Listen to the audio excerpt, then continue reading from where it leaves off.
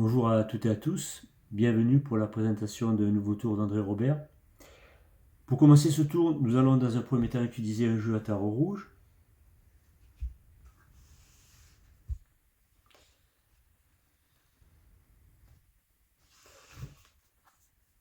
On va dans un premier temps effectuer un mélange.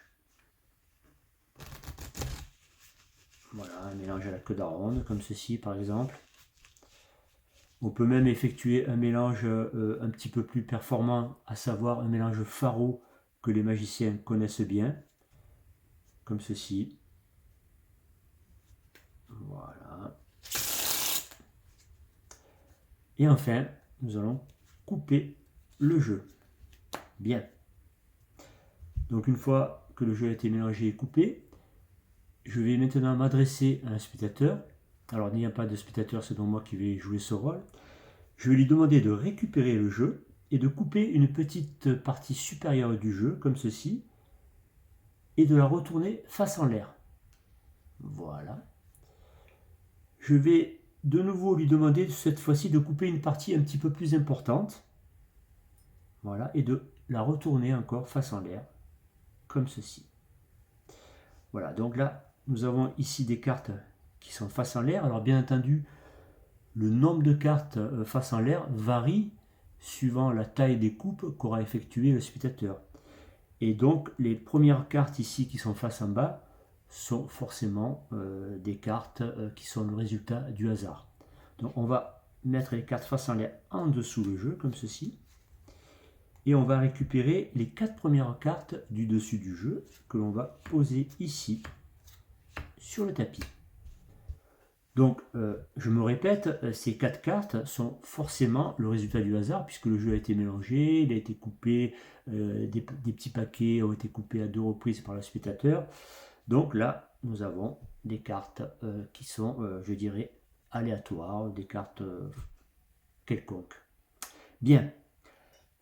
Maintenant, nous allons récupérer le jeu ici à tarot bleu.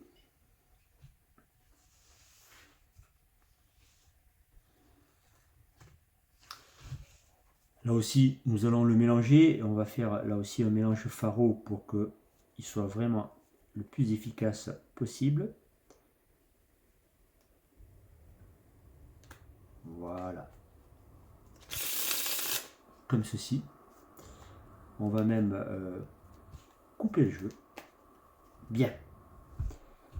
Nous allons maintenant nous intéresser à la valeur des 4 cartes qui ont été sélectionnées par le spectateur.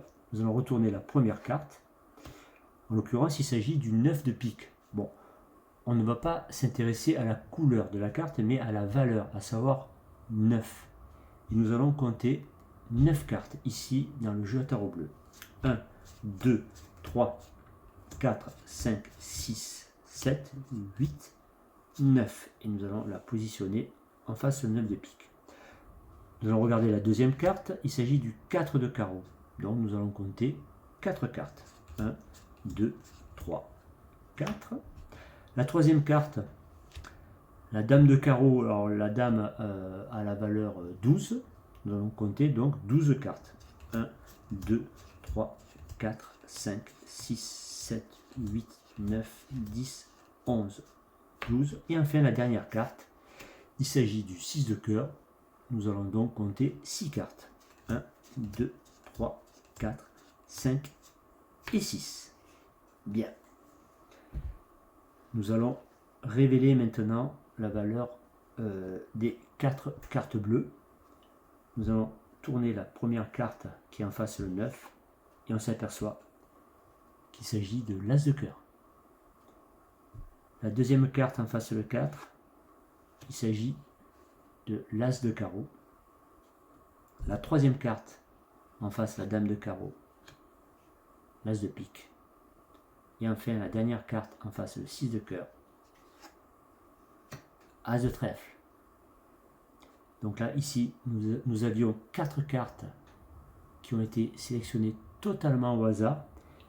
Et, chose étonnante, la valeur de chacune de ces cartes est tombée pile poil à la position d'un As dans le jeu bleu, alors que le jeu bleu, lui aussi, avait été mélangé.